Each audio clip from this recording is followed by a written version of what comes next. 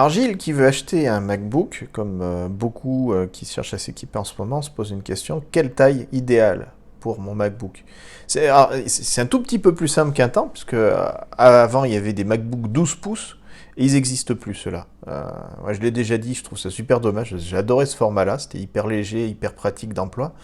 Si on veut des petits écrans, il vaut mieux se replier sur des iPads maintenant. Mais revenons à nos MacBooks, il y a des 13 et il y a des 16 pouces maintenant. C'est finalement assez simple à choisir. Alors, tu te souviens sans doute, parce que ils existaient encore il y a quelques semaines, qu'on avait des 15 pouces. Et en fait, pour être très précis, c'était des 15,5 pouces. Et aujourd'hui, on a un 16 pouces. Donc, autant dire que ça ne va pas changer la vie d'aller prendre un 15 ou un 16.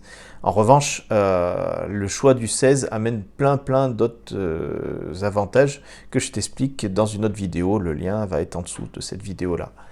Par contre, pour en revenir à notre histoire de choix, quel usage on va en faire? C'est surtout ça. Alors, moi, à titre perso, je me trimballe le plus souvent avec un MacBook Pro 13 pouces. Et ça me convient parfaitement pour faire tout un tas de trucs. Si j'ai besoin de plus de place et que je suis en mobilité, il y a une méga astuce qui existe depuis la dernière version de macOS, c'est qu'on peut lier son Mac avec son iPad. Bon, ça implique d'avoir un iPad sur soi. Mais on peut lier son Mac avec son iPad pour utiliser l'iPad comme second écran. Et ça, mine de rien, c'est vachement pratique. Moi, j'utilise ça très souvent. Quand je suis dans le train, par exemple, je m'étale avec l'iPad d'un côté, le Mac de l'autre, et on a presque l'impression d'être à la maison.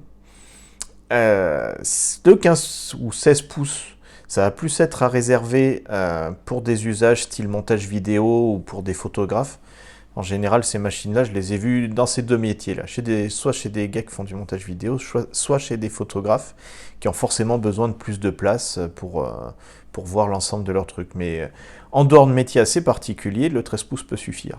Par contre, le 15 pouces, il amène d'autres avantages. Le 15 ou le 16, hein, c'est pareil là-dessus. Il amène d'autres avantages en termes de performance, puisqu'on est sur des processeurs bien plus performants.